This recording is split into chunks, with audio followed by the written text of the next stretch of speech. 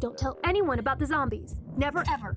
Oh wait, Natalie's still Jake? Tell me about what, dude? You know, about the outbreak of zombies. Hey Most Amazing Top 10 family, I'm your host Jade Arena. Welcome back to Most Amazing Top 10. I don't know about you guys, but I am a huge fan of Adventure Time. There are few shows that are able to bring together so many different elements in such beautiful ways. The show tackles what it means to grow up, the struggles of relationships and friendship, and what is existence. A lot of heavy topics to be tackled in a kids show, and there's definitely some darker elements to this show, and that is why I'm bringing you today's list of top 10 scary Adventure Time theories. Also, I know that this show has already ended, so some of these theories will be from the perspective of what could happen after the show was finished. Make sure you guys stick around for the whole list because I'm going to be doing some more pet shoutouts, which I know you guys all love so much. Remember, if you want me to shout out your pet, you can hit me up on Instagram. I pick new pets every day, and anyone at home looking to grab some Most Amazing Top 10 merch should check out the link in the description below and use the offer code MA10. That will give you $5 off, which means you could grab a t-shirt for 10 bucks. That is an amazing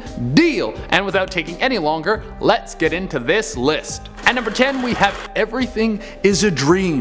The entire Land of Ooo is a very strange place mixed with some of the weirdest characters I've ever seen. Some seem like they're pulled right out of mythology, and others are ridiculously original. The whole show is really a fantasy world like none other, but what if it's all just that? What if the whole world takes place in the fantasy of Finn's mind? It could be that the world is all dreamt up and it's something that he just imagines every night when he goes to sleep, or the real thing could be that Finn is in a coma, a young boy who had an accident and now is forever stuck in a dream state. A wonderful dream state, that is, filled with friends and wild adventures, but it would really be sad to think about everything that's going on in the outside world. There would be a young boy slowly withering away while in a coma, and his parents struggle every day with the thought of whether or not they should pull the plug or give their son another chance at life. Oh my god, that is depressing just talking about it. At number 9, we have Princess Bubblegum is Evil. Princess Bubblegum has always been a representative of one of the heroines of the show and seems to have the mind of logic that sets everything in the right direction. However, she is often up to something a little shady. In one particular episode, she develops a serum that turns everyone in the Candy Kingdom into a zombie, and if it wasn't for Finn and Jake, the whole place would have ended up a wasteland. She also created Lemongrab, who has his own problems to deal with, but is still a sentient creature. It seems that Bubblegum will push her boundaries with science no matter what the cost is. She risks people's lives and even creates life, even if that life has a horrible existence. She also sees herself as much smarter than everyone else, which she kind of is, but her hubris could lead to some experiments that would risk everyone's life. Again. At number 8, we have It's All a Game. There are several elements of this show that seem very close to the world of a role-playing game. There are monsters, demons, fights, treasures, friendships, NCPs, quests, loots, power-ups, and 2 companions who stick together throughout all of it. There has been some speculation that the whole thing is actually a father and son playing a tabletop role-playing game together, Jake being the father and Finn being the son. Other characters come in quite often, like MARCELINE and Princess Bubblegum, and they can be friends of the family or family members themselves. They aren't there as often as the 2 main characters, because if you have ever tried to get a group together for D&D, the scheduling is the hardest part. But this would explain how Finn and Jake go on adventures without each other and sometimes side characters, because those characters come in and then they play just when one person isn't there. You guys can figure out what I'm trying to say. At number 7, we have MARCELINE will become like her father. MARCELINE is the vampire queen and definitely one of the most badass characters in the show. She cares little about what people think about her and has a wide range of powers that have even left Finn and Jake running away at times. But she comes from a world of dark and downright evil. Her dad is a massive demon that is nearly unstoppable and has an insatiable appetite for souls. Actually, I heard that souls are quite slimming, and I understand why he would want to eat them.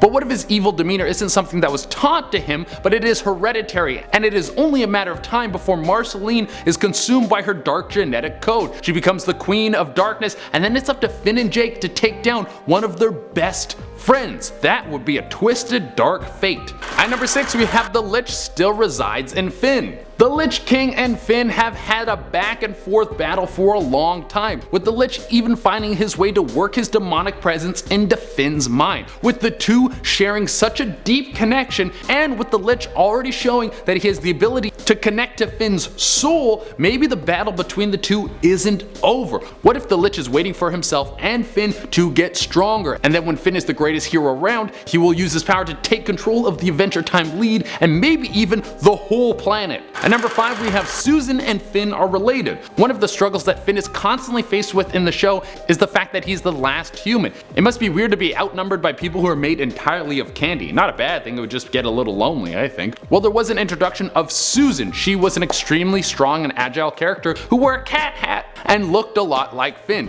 She lived with fish people, and for a while it was thought that she too was one of these fish people, but until it was revealed that she was actually human like Finn. Some people speculate that these last standing humans could be related, and even Susan could be Finn's mother. Some evidence that backs this theory up is the reason that Susan lives with the fish people is because she and Finn were separated while out at sea, and then that is where Finn gets his deep dark fear of the ocean from. This would be an extra nugget of the show, and also very interesting and also depressing. Being separated from your mom. That is very sad. At number 4 we have real nuclear war. Throughout the show there's the reference to the Great Mushroom War, which seems to have been a massive nuclear war that basically destroyed everything that was the former Earth. All of the history and everything that people once knew was completely wiped out except for a few zombies that were left behind walking around seen in certain episodes. Well, some people think that the Land of Ooo is actually a parallel version of Earth, a world where the Cold War didn't stay so cold and someone fired nukes off and then got nukes in return, which led to a wasteland, and you know the rest of the story.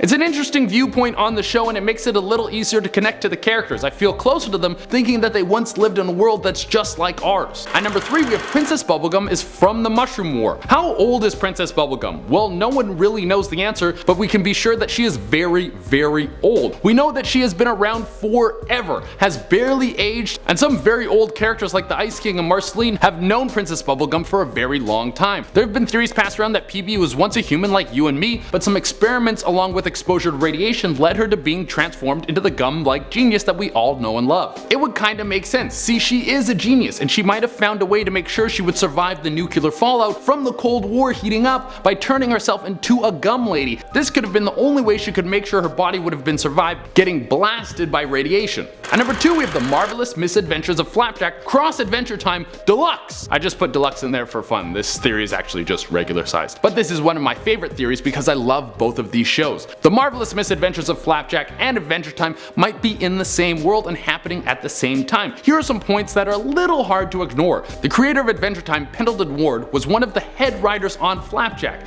And think about how crazy the world of Adventure Time is. It's not a stretch to believe that across the ocean will be a nautical themed city that built itself up after the events of the Great Mushroom War. Flapjack and Knuckles are constantly looking for Candy Island, which might have been the famed Candy Kingdom. And the reason that Finn has never gone on an adventure to find Flapjack and Knuckles is because he is so afraid of water. It's the crossover that we so desperately need. And for the number 1 spot we have Finn's arm comes from the multiverse. Throughout the show we see Finn's arm go through some pretty wild changes. He has a mechanical arm at one point, then the grass arm, and of course the classic organic. But in one episode we see an alternate reality of Finn where this version of Finn seems to have a robot arm. Could this be because each version of Finn has some sort of change to their arm because that's just how the multiverse works? Or is it that Finn's arm is the key to getting into other dimensions? We have seen his arm act as a sword many times. We've also seen the sword act as a tool to control the gate to the 4th dimension, if even only for a moment. So maybe the two things are linked. The show has constantly addressed the idea that there are multiple dimensions, and maybe Finn is a higher being from one of these dimensions, or maybe it's not, none of this is true and we should just ignore everything I just said.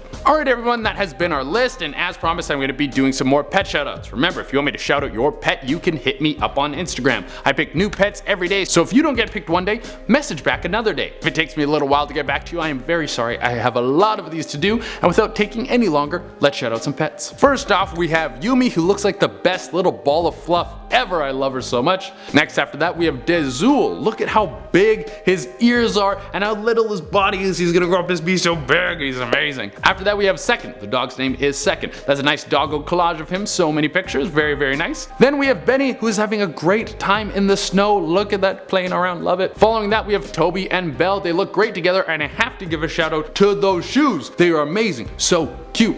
And to close it out, we have Elmo, who has so much hair going on and is a big time floofer. Alright everyone, that has been our list. I would love it if you guys could like, comment, subscribe, and hit the little notification bell. Until next time, I have been your host, Che Dorena, and I gotta rewatch Adventure Time now. I forgot there's so much good stuff in there. Bye.